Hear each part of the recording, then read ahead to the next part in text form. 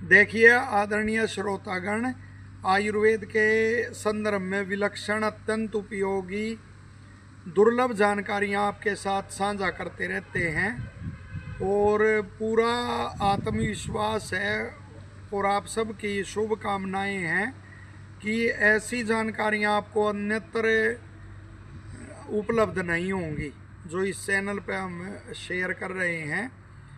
तो उसी कड़ी में एक और जानकारी है।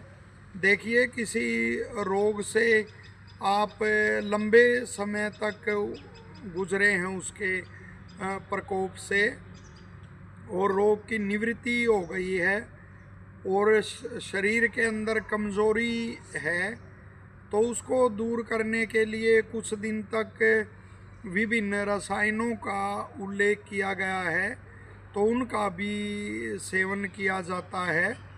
और रोग के समय थोड़ा जो द्रव रूप में या लघु भोजन कोई लिया गया, जैसे दलिया, खिचड़ी आदि, तो वो लेते हुए रसायन का सेवन किया जाता है। कायाकल्प फिर होता है, यानी वैसा ही शरीर दोबारा बन जाता है। और उसके बाद जो सामान्य भोजन पर आने के लिए तो कम से कम 15 दिन तक जो नियम हम बता रहे हैं और पुराने जो प्रशिक्षित वैद्य होते थे, महाविद्वान आयुर्वेद के, उन्हीं के अनुसार हम इसका वर्णन कर रहे हैं शास्त्रों के अनुसार।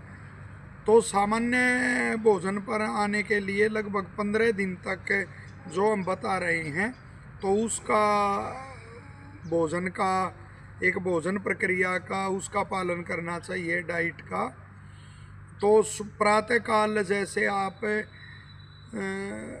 उसमें दुग्ध का, और दुग्ध में आप थोड़ा सा घृत डाल सकते हैं 25 ग्राम लगभग, और साथ में कोई खांड है जैसे शुद्ध, तो उसका प्रयोग कर सकते हैं, शुगर नहीं है तो आपको। और खांड की जगह यदि ऋतु जैसे ग्रीष्म की ऋतु नहीं है तो आप शहद का प्रयोग कर सकते हैं उसमें।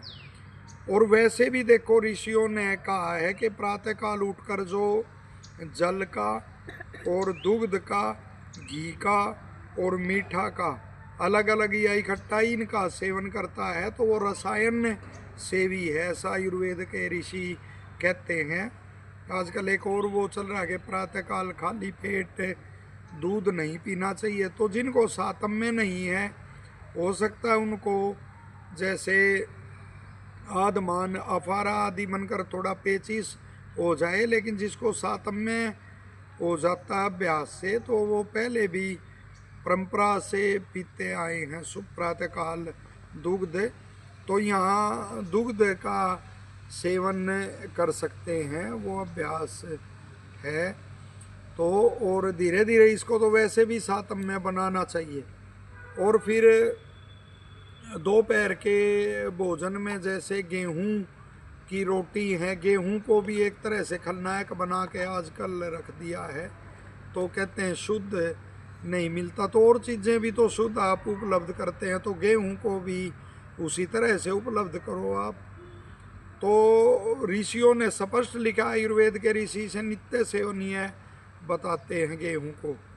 तो गेहूं की रोटी और सेंधव नमक डाल के जो सब्जी बनाई हुई हैं, नरम सब्जियां हैं जैसे, तो उनका आप सेवन कर सकते हैं रोटी के साथ।